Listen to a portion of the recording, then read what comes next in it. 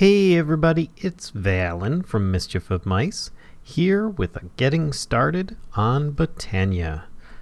Alright, I'm going to start building this about here. So first I'm going to place one of these mana spreaders, and with my wand I should be able to see about how far it can shoot before it starts losing mana. So about this distance. Now what I'm going to do is I'm going to have another mana spreader on the other side. But I'm actually going to have it face the other way. There we go. So they're facing each other. Now, about 7 blocks tall, because what we're going to do is we're going to make a tree farm. And I'm back. Alright, so you can see I've made this large arch with a lot of mana spreaders. So with this, you're going to want to make 7 high on either side. It's going to be a little bit pricey because each one costs you a bar of gold, but I mean that's just 14 gold. And you've got yourself those set and squared away. We're also going to need something across the top. So on the 8th point, see 1, 2, 3, 4, 5, 6, 7. It's this one up here is 7. On the 8th plane, you're going to want to go all the way across again. And you're going to want a strip of dirt surrounded entirely by some non-natural item, like wood planks in this case. Make sure that you don't forget the corners as well, because that will still allow grass to spread. And this is because we're going to have oak saplings running along here, growing so that we can actually harvest them.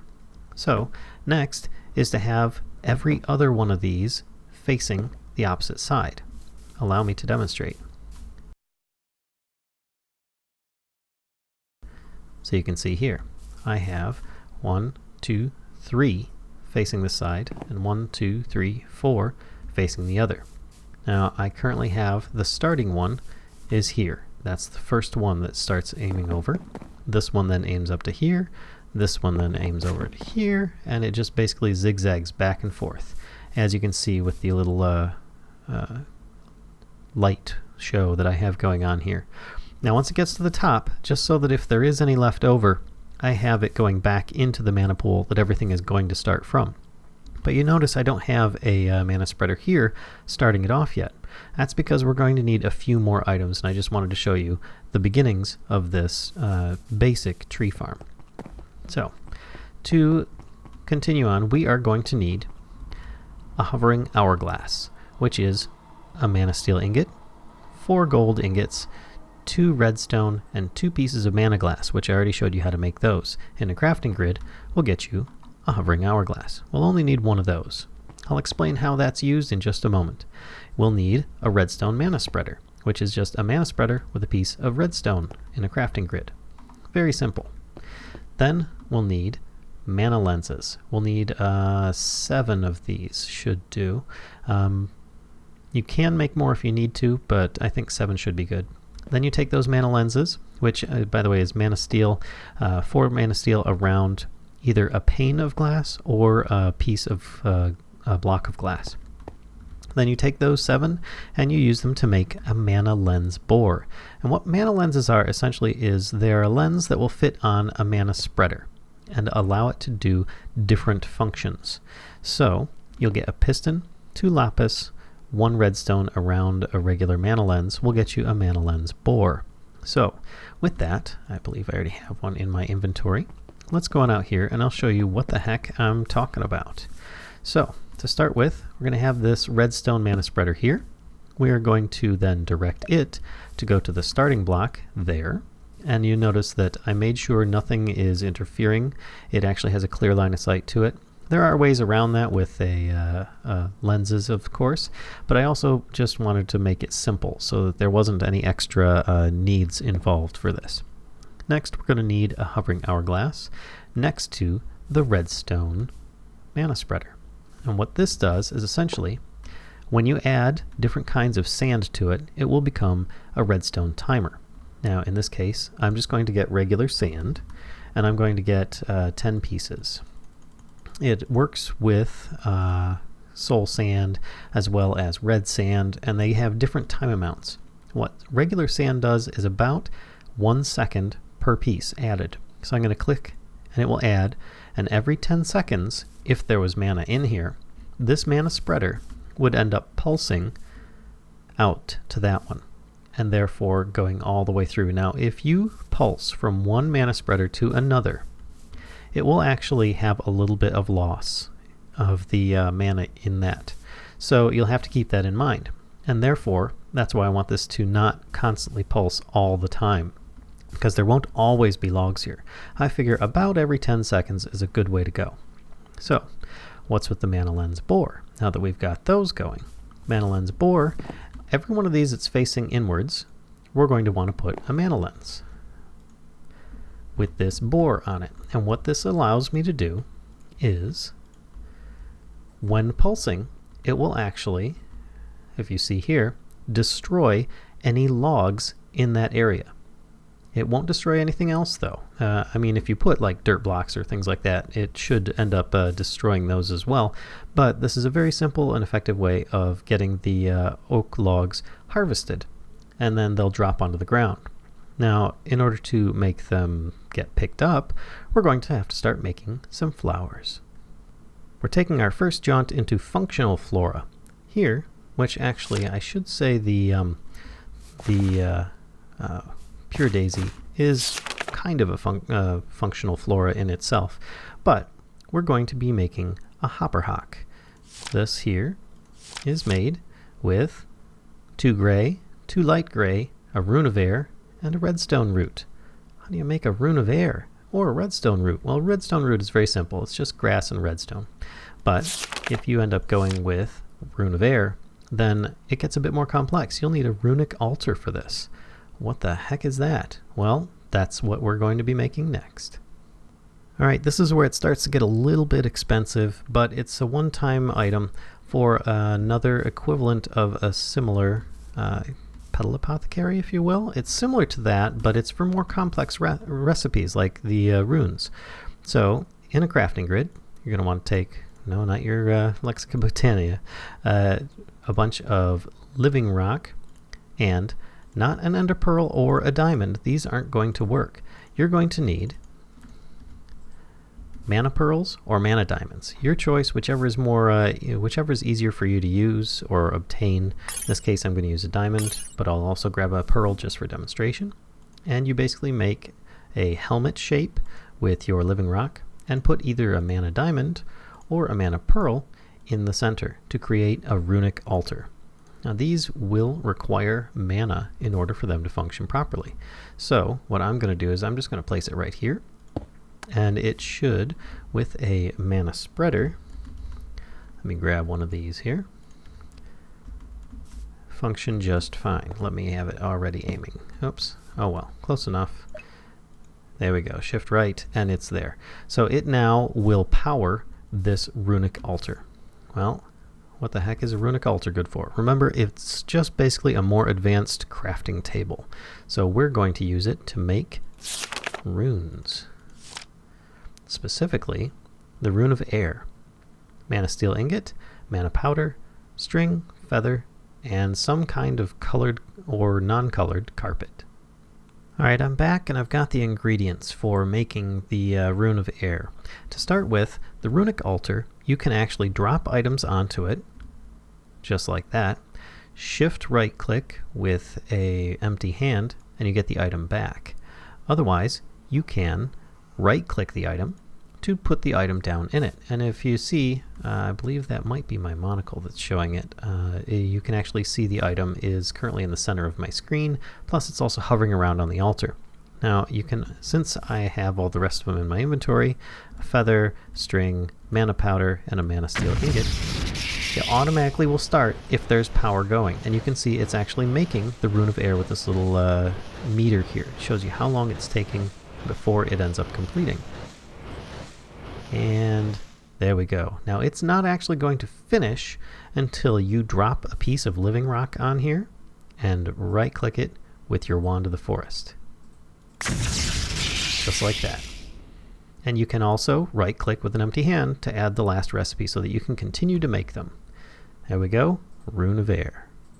Here I am at my Petal Apothecary and tossing in rune of air, redstone root, 2 light gray petals, 2 gray petals, and you can see it's ready to make a hopper hawk.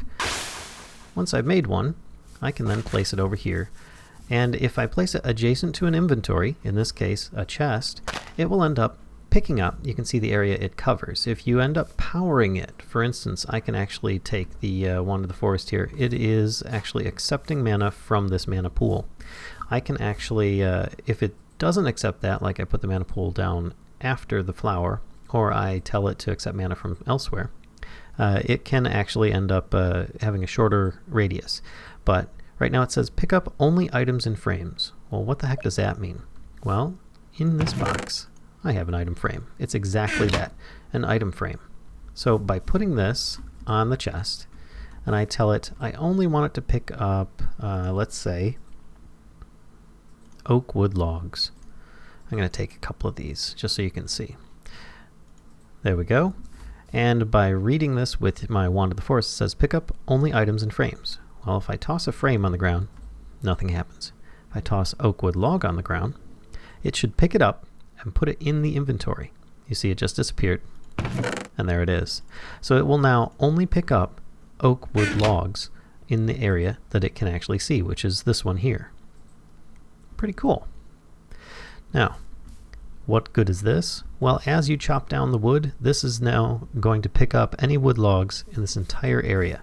That's why I have it actually centralized in this.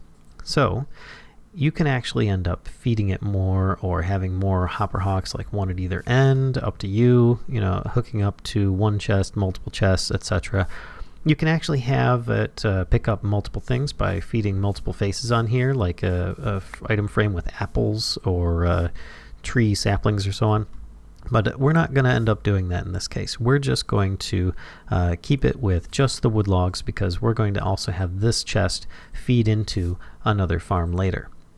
The Runic Carpus is the next one, and it will require a redstone root, some orange petals, yellow petal, and a rune of earth. A rune of earth is made with a block of coal, mushroom, mana powder, mana steel ingot, and stone. I'll be making those in just a moment.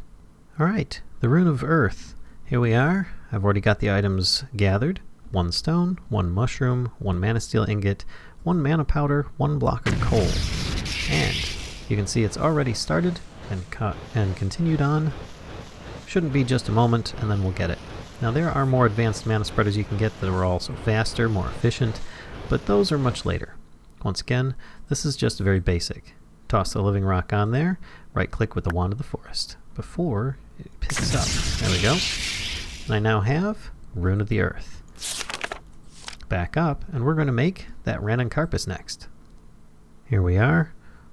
2 orange, 1 yellow, 1 Rune of Earth, 1 redstone root, and some seeds to get the Runic Carpus.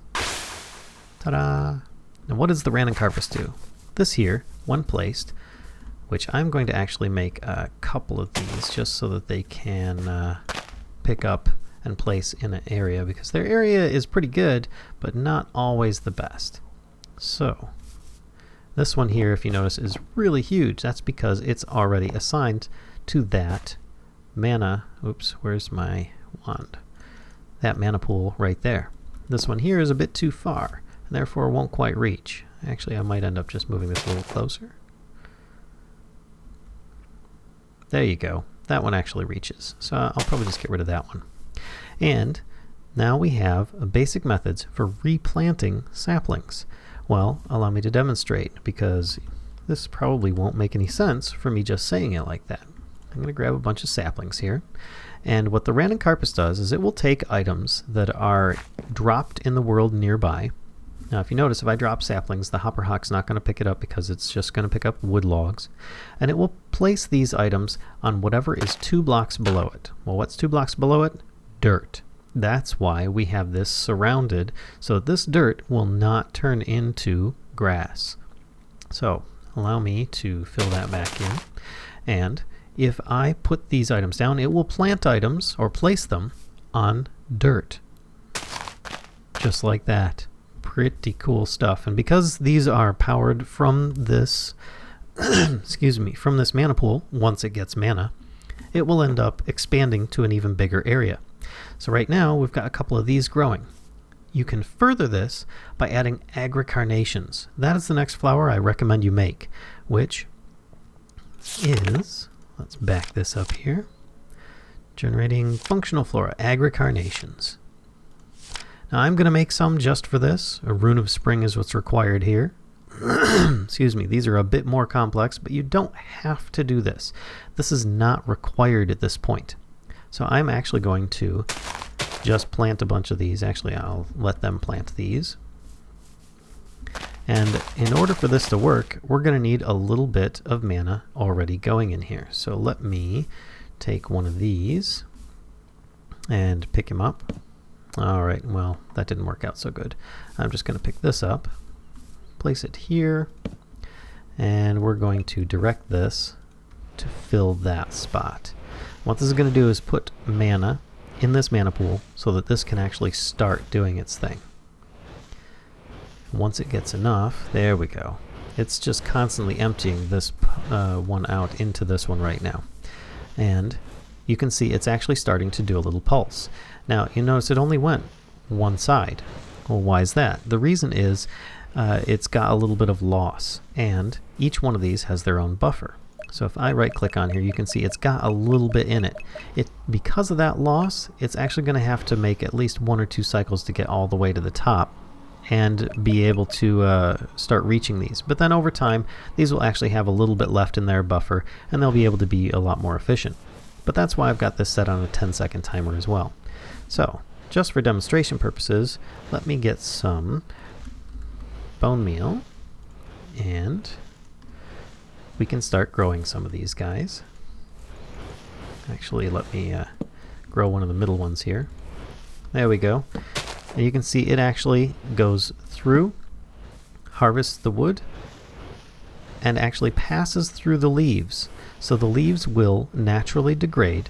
Over time, you'll notice this will get back up again, because as it starts destroying blocks, it will end up using up a little bit of the mana in the burst as well. But over time, the leaves will turn into saplings, and they'll be replanted, as you can see one already has been, by the Ranuncarpus. If you add agricarnations, which I'm actually just going to type this in for the sake of demonstration, it will actually start to help these grow. You'll notice that they're getting like a bone meal look to them. That's because they are, those that are close enough, assigned to this mana pool, are also going to be helping to slowly grow these items. Next thing would be to move this setup underneath this chest, so that as the logs are gathered, they're dropped into the endoflames, therefore generating mana automatically. I'll do that, and I'll be right back. Okay, here we are with things a lot more complex. I have an extra bore lens on the redstone mana spreader, just because I kept on forgetting that there would be a log spawning here, and it would end up being blocked. So I did that, and it fixed that issue. But otherwise, down below, I moved the duplicate of the endoflame farm down here, but it is being self-fed at this point. I have a hopper underneath the wood chest, and it is currently feeding into this stove, which then ends up cooking into here. Now, this is not automated. At this point, I actually have to feed it, but there is a way around this, and I'll get to that in just a moment. There's the open crate, feeds here, and it feeds the endoflames, which then shoot back up into the original, oops, where is my way out? The original mana pool that we're starting with here. So what we need is an Exo Flame. We take care of that, and we should have an automated farm, and that'll be it for the end of this episode. So let's get into that. Alright, generating functional flora, Exo Flame. Now this here will automatically heat the furnace down there. We need to make a rune of summer and a rune of fire. Rune of fire simply made some nether wart, gunpowder, nether brick, mana steel ingot, and mana powder. I'll be making those in just a second. Alright, here we are. I readjusted it so that this mana spreader goes to the runic altar here, and we're just going to toss these items on. And it will begin to make the fire rune. Next, we need to make ourselves the rune of summer, which is actually made from a rune of earth, which we already made, and a rune of air, which we've already made. So, just some sand, slime ball, and a melon, and we should be good to go. Here we are, 2 sand, slime ball, melon, rune of air, rune of earth.